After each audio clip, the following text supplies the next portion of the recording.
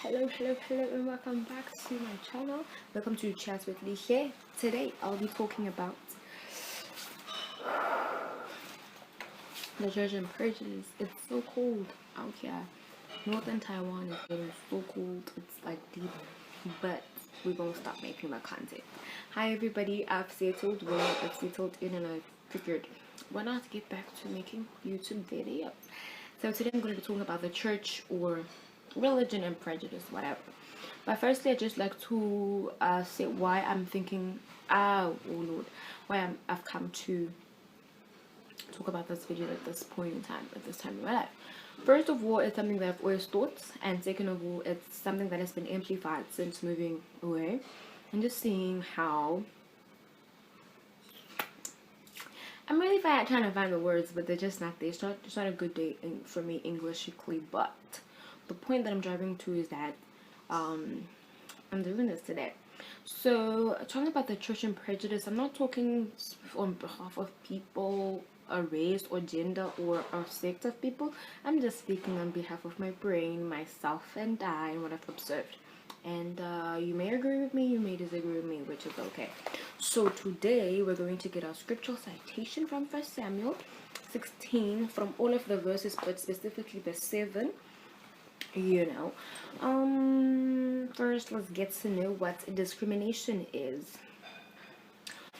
Discrimination is prejudice, treatment, or consideration of or making a distinction towards being based on the group, class, or category to which they are perceived to belong.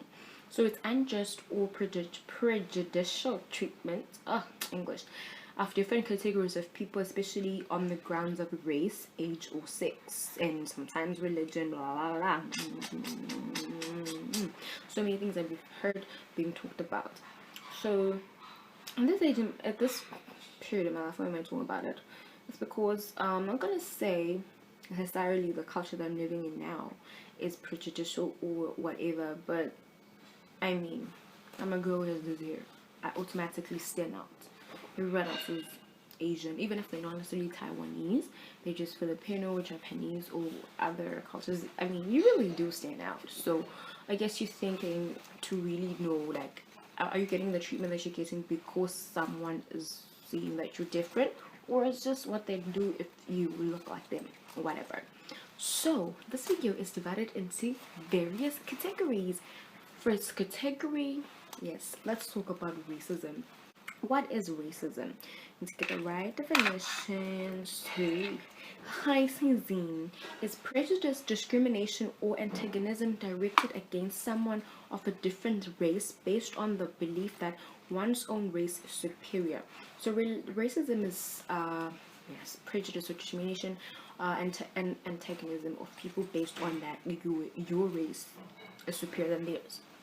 So we've seen this white supremacy throughout history, and racism is experienced by the world in all different ways.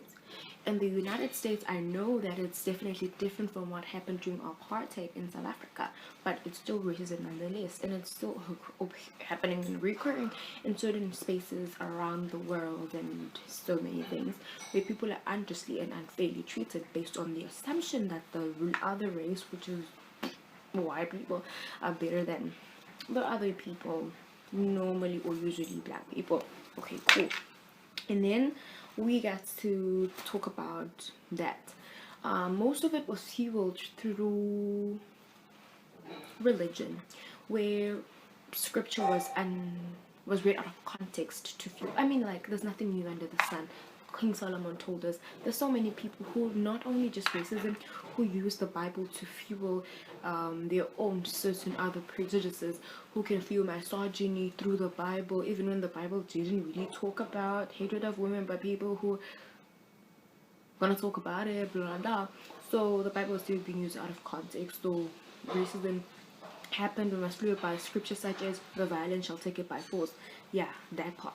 And then there's this part of discrimination that I want to talk about, which is ethnocentrism. There's a point in our lives where it's true racism exists. It occurs in the pre-colonial, post-colonial, because it primarily existed through the colonial period.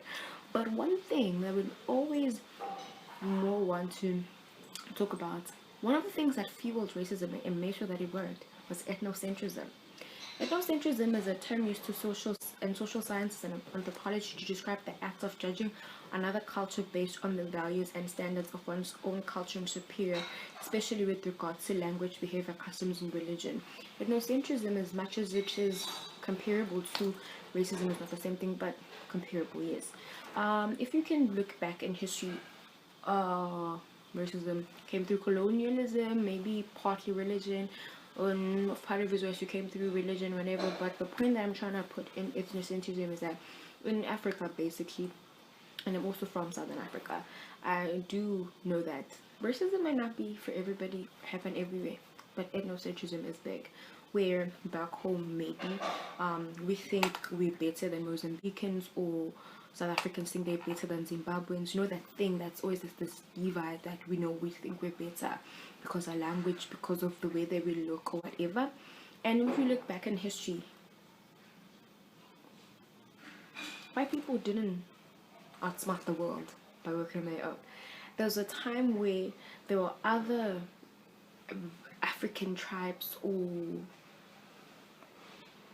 let me say tribes, who were better than the others, so they were involved in the slave trade in that way, because you know what I'm saying. I don't know what I'm saying, but that's it. So there's that level of discrimination where it's them against us and then it's us against each other, whatever. Within ourselves, racism is true, it happened, but within our daily experience, we still do face backbiting within our own black community, as equally as white people can deal with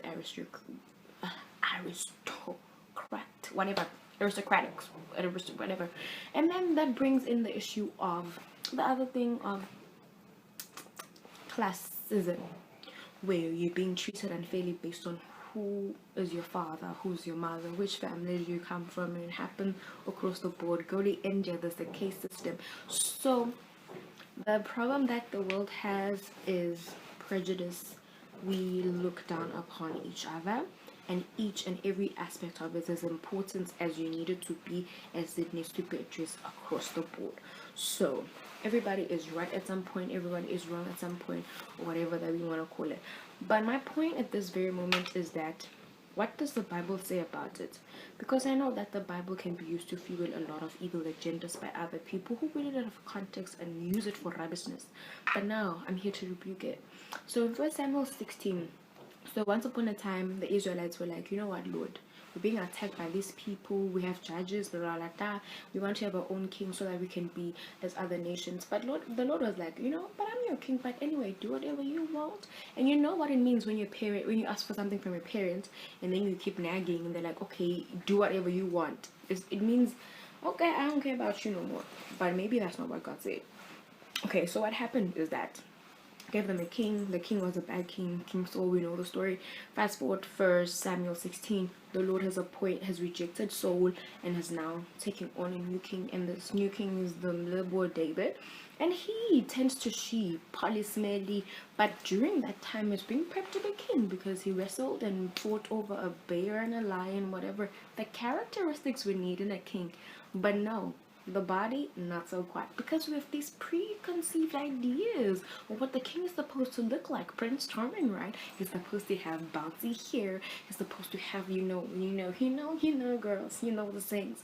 We know what a king is supposed to look like, but sustainability in a nation's leadership, is it based on the looks of the leader or the mind and heart of the leader? We realize that now maybe we really need to reconsider our politics. But back to the topic of discrimination. 1 Samuel 16. So many things happen, blah, blah, blah, blah. Let me just read it quick as fast as I possibly can. The Lord says to Samuel, how long will you mourn Saul, since I have rejected him as king over Israel? Fill up your horn and oil and be on your way. I'm sending you to Jesse of Bethlehem. I have chosen one of his sons to be king. Bethlehem is also the same house of bread which Jesus came from. But Samuel said, how can I go? If Saul hears about it, he will kill me. The Lord said, take a heifer with you, and I have come to sacrifice the Lord. Invite Jesse to the sacrifice, and I will show you what to do. You are going to anoint the one that I indicate. So fast forward, everything happened. Verse 7, the most important one. The Lord said to Samuel, do not consider his appearance, because he was like looking at Eliab, David's brother, because he looked so fine.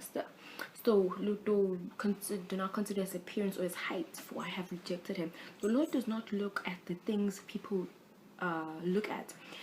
People look at the outward appearance, but the Lord looks at the heart. People look at whether you're black or white or green or blue, but the Lord looks at the heart. And Jesse called Abinadab and had him pass in front of Samuel. But Samuel said, the Lord has not chosen this one either, because the oil couldn't flow, so that's how we knew the Lord didn't choose him. And Jesse then said to Shammah, pass by. No, the Lord has chosen this one. The Lord has not chosen these. So he asked Jesse, are there any of your sons? They're still the youngest. Jesse answered. So Jesse, whatever, he is tending to the sheep. Samuel said, send him. And you know what? As soon as that boy appeared, the oil began to flow of the anointing that was going to happen. So we have a certain standard based on how we were taught in our case system, in our ethnocentric systems of the world, in our racial appropriation.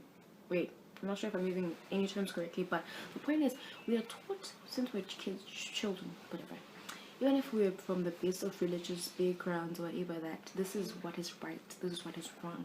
But the Lord does not look like we do. He looks at the heart.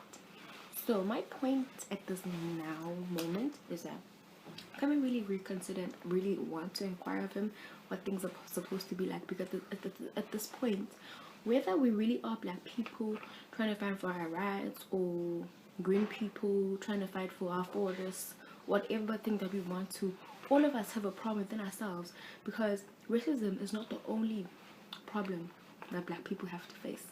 Ethnocentrism, we look down upon each other.